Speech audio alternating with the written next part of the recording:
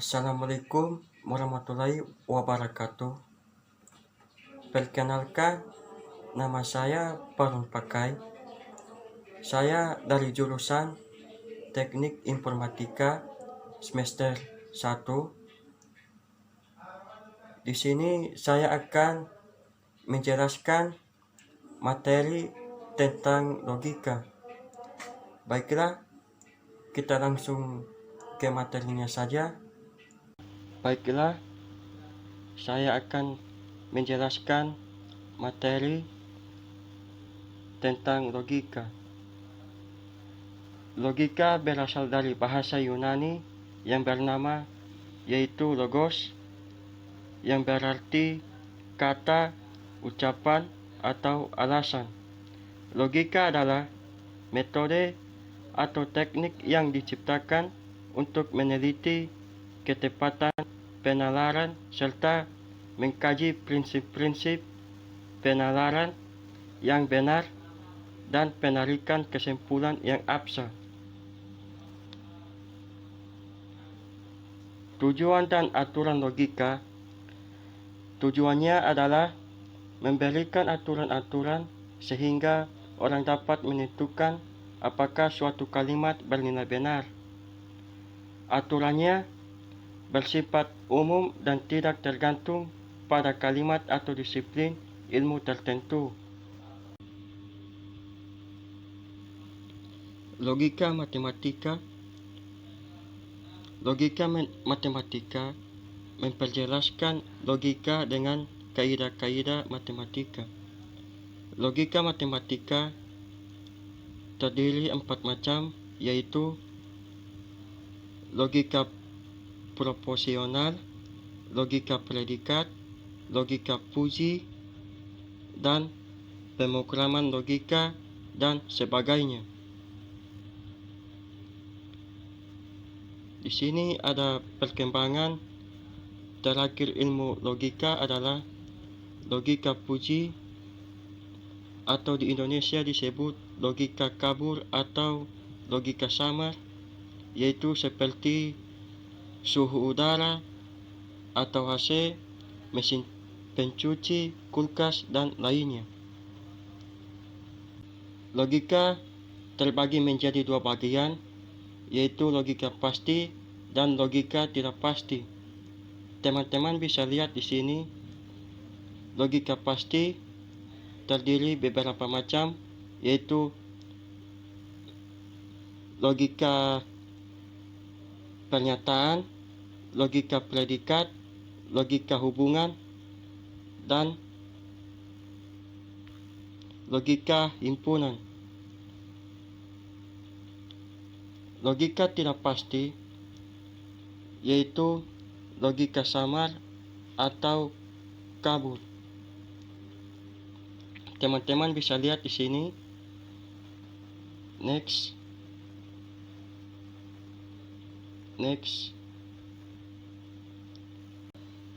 Logika dan komputer. Logika disebut juga the calculus of computer science, karena logika memegang peranan yang sangat penting di bidang ilmu komputer. Peran kalkulus atau matematika sama pentingnya untuk ilmu-ilmu bidang sains, misalnya ilmu fisika, ilmu elektronika, ilmu kimia, dan sebagainya. Di sini ada arsitektur sistem komputer. Teman-teman bisa lihat bagaimana itu contoh arsitektur sistem komputer. Teman-teman bisa lihat. Selanjutnya, next. Kesimpulannya, jika seseorang ingin mempelajari ilmu komputer, maka ia tidak bisa terlepas dari masalah logika. Oleh karena itu, logika matematika dipelajari secara formal di perguruan tinggi, khususnya dalam ilmu komputer sebagai mata kuliah wajib selama 1 semester. Di Indonesia sendiri Di Indonesia sendiri, ilmu komputer lebih populer dengan nama teknik informatika atau teknologi informasi. Baiklah, di sini saya akan menjelaskan dasar-dasar logika. Logika dan pernyataan atau proposisi. Di sini ada kata, kalimat, dan pernyataan. Kata di sini merupakan rangkaian huruf yang mengandung arti, sedangkan kalimat adalah kumpulan kata yang disusun menurut aturan tata bahasa dan mengandung arti. Pernyataan disebut juga kalimat deklaratif, yaitu kalimat yang bersifat menerangkan dan disebut juga proposisi. Pernyataan, kalimat deklaratif, proposisi adalah kalimat yang bernilai benar atau salah, tetapi tidak keduanya. Di sini ada contohnya. Teman-teman bisa lihat contohnya di sini.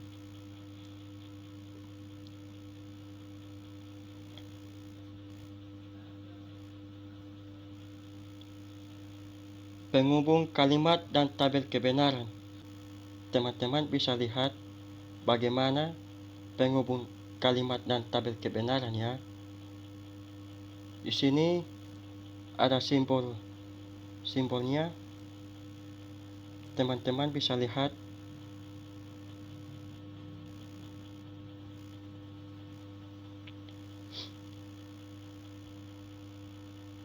Di sini ada contoh 1. Misalkan P menyatakan kalimat mawar adalah bunga. Q menyatakan kalimat apel adalah nama buah. Maka kalimat mawar adalah nama bunga dan apel adalah nama buah dinyatakan dengan simbol P dan Q. Di sini ada contoh 2. Teman-teman bisa lihat.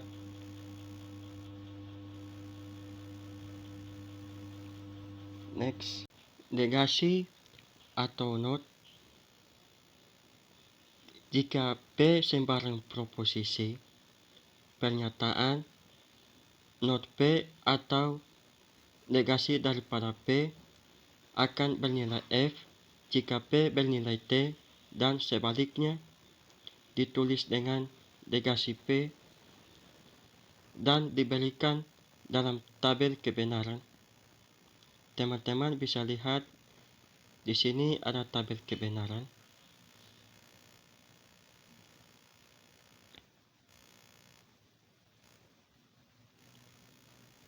Konjungsi atau N. Konjungsi adalah suatu operator binari atau diadik atau diadika, yaitu operator yang melibatkan dua operan. Jika P dan Q sembarang dua proposisi atau kalimat deklaratif sama dengan kalimat yang dapat bernilai benar atau salah, maka pernyataan P dan Q akan mempunyai T atau benar jika dan hanya jika kedua proposisi P dan Q bernilai T, ia ditulis dengan P konjungsi Q. Di sini teman-teman bisa lihat tabel kebenarannya.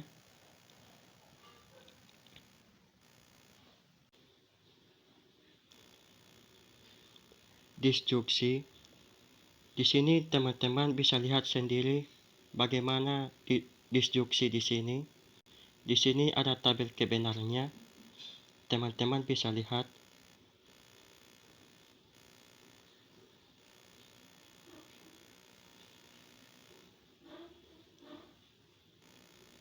Baiklah, kita langsung lanjut. Implikasi kondisional.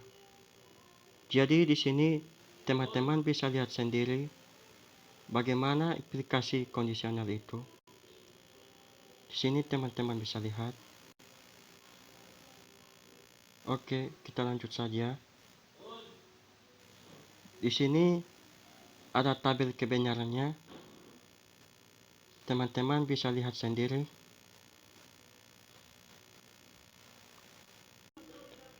Biimplikasi atau ekuivalensi suatu pernyataan P adalah ekuivalen dengan Q, mempunyai nilai T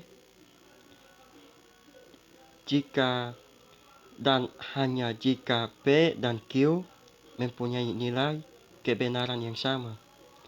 Ditulis dengan P biimplikasi Q dan mempunyai tabel kebenaran sebagai berikut. Teman-teman bisa lihat di sini tabel kebenarannya.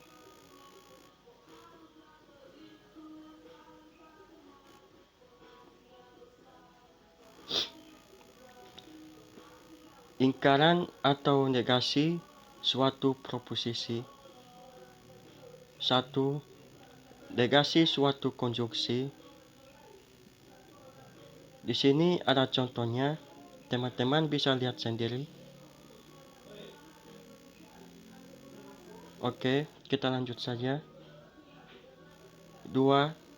Negasi suatu disjunksi. Di sini ada contoh. Teman-teman bisa lihat contoh dari negasi suatu disjunksi.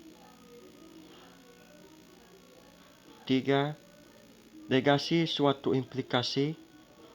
Di sini juga ada contohnya. Teman-teman bisa lihat sendiri contoh dari negasi suatu implikasinya. Kita lanjut saja. 4. Negasi suatu implikasi. Teman-teman bisa lihat sendiri bagaimana negasi suatu implikasi itu. Di sini ada contohnya. Contoh dari negasi suatu implikasi. Teman-teman bisa lihat. Di sini ada penyelesaiannya. Teman-teman bisa lihat bagaimana penyelesaian itu. Sekian dari saya, terima kasih. Baiklah, saya di sini akan menjelaskan materi tentang logika, tautologi, kontradiksi, dan kontingen. Tautologi, sembarang formula atau P yang selalu mempunyai nilai kebenaran T atau tak peduli nilai kebenaran daripada variabel proporsionalnya disebut tautologi dan dikatakan tautologis atau valid. Ini contohnya, teman-teman bisa lihat sendiri.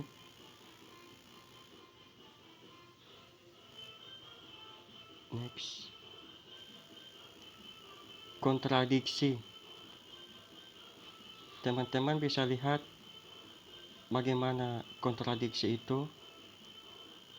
Kontradiksi, terdapat suatu konsep yang sesuai untuk formula di atas, yaitu selalu bernilai kebenaran F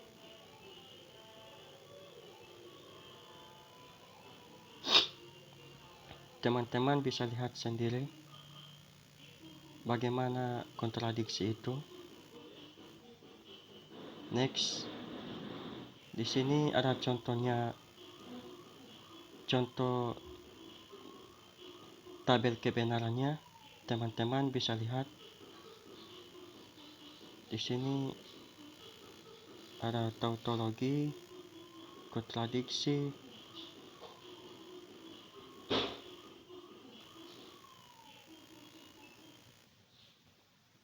oke, kita lanjut saja. Formula tercampur. Di sini teman-teman bisa lihat sendiri bagaimana formula tercampur. Formula tercampur sembarang formula yang tergantung pada nilai kebenaran daripada variabel-variabelnya dapat mempunyai nilai T ataupun F, disebut dengan suatu formula tercampur atau kontingen. Di sini ada contoh, teman-teman bisa lihat sendiri contohnya di sini.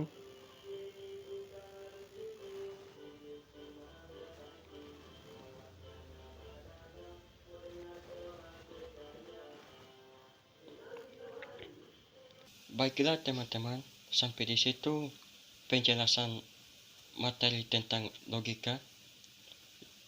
Sekian dari saya, terima kasih. Assalamualaikum warahmatullahi wabarakatuh.